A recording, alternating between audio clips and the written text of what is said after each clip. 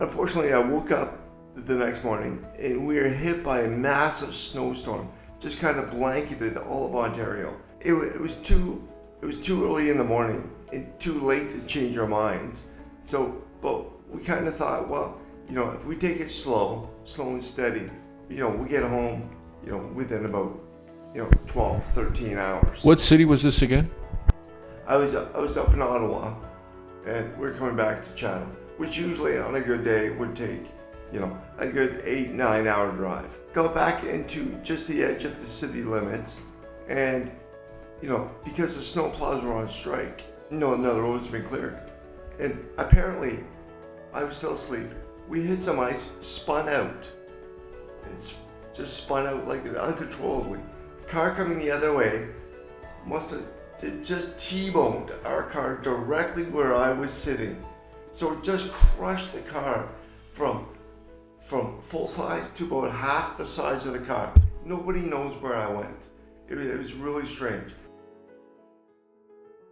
So I was rushed to Chatham, but Chatham wasn't equipped for the operations that I needed to survive.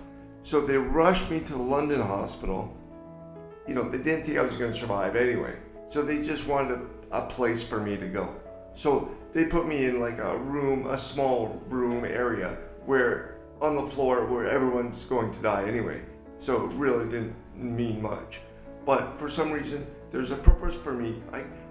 I kept surviving. I just kept surviving. And they couldn't understand why or how I kept surviving. My parents came down, my fiance came down because they were expecting me not to be there the following day. So they were going to be there just to see me one last time. I had a room up on one of the 3rd or 5th floor, and the rehab rooms were downstairs in the basement.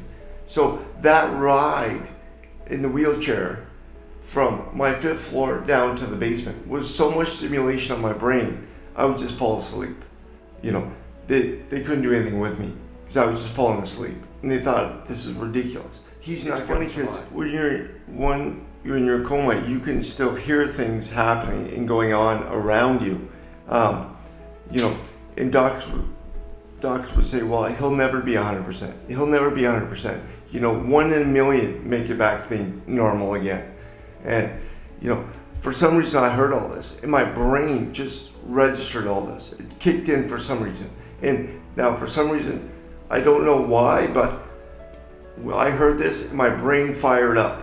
I had this motivation, this drive. I couldn't talk, I couldn't walk, I couldn't see, I couldn't do anything at the time.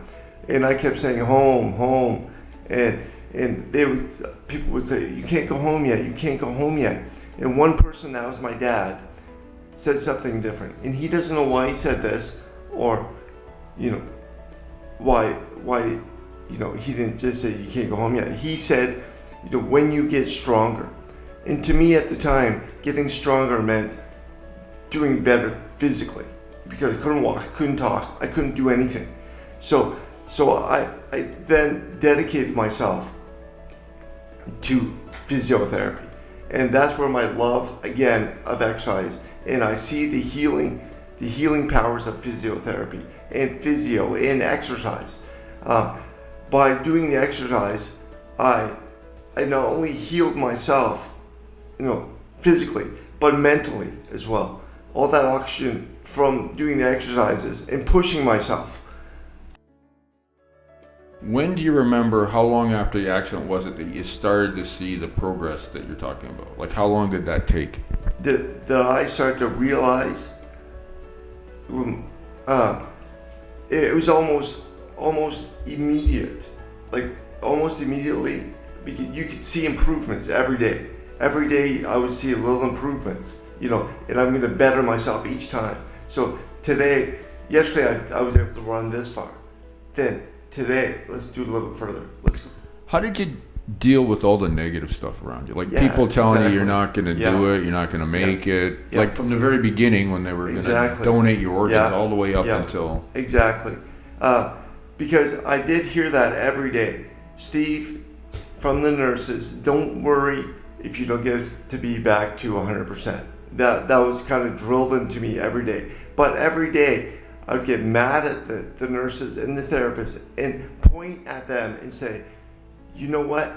You're right. I'm not going to be 100%. I'm going to be better than 100%.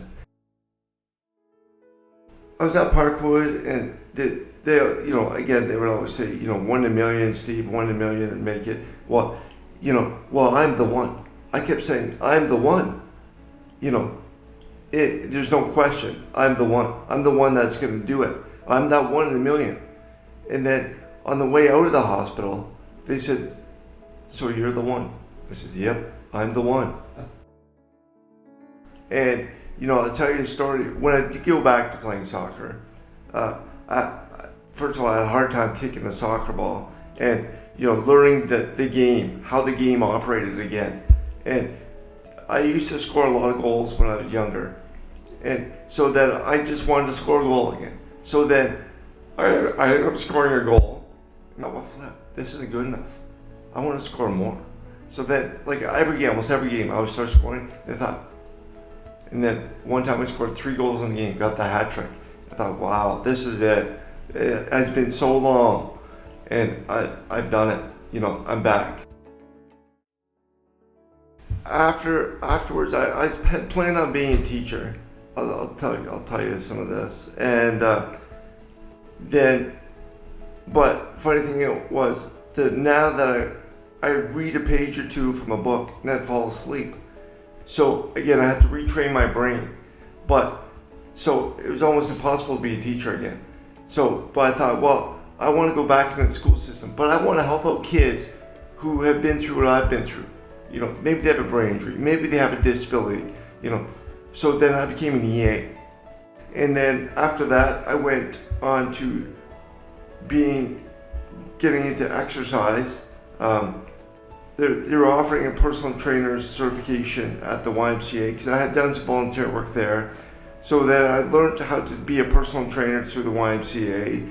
And then I heard about working with seniors, the senior population. So then I started doing that through the VON. Then I was doing exercise for seniors. And then for people with disabilities, we kind of branched out, worked with people with Parkinson's and people with MS, seniors, people with stroke, injury, any acute injuries. So that's how I got really into exercise therapy again.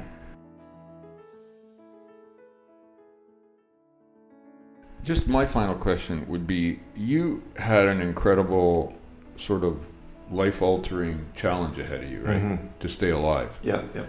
Most people today have something that they're dealing with, and they feel it's either overwhelming or it's a huge barrier. Right. Very different than yours, but for them it's still, a serious issue. Mm-hmm. What advice could you give them based on your experience to help them overcome that barrier that they're experiencing today? Right. Well, each day is a stepping stone. All you have to do is take one little step. Just take one step. Just starting out small, and then you'll see the benefits. And then maybe the day after that, you do a little bit more, and then pretty soon it's just the baby steps. Start with baby steps. Just something small. You can even just sit in your chair. If you're that type of person, you start with a walk. A 5-minute walk, or you can do the exercise in your chair. So you're talking about focusing on today, not thinking about long-term goals, not thinking about all that crazy stuff, weight loss, or maybe it's another family issue, whatever. Just focus on today, being the best person today. that you can be. Yeah, what can you do today? Something small.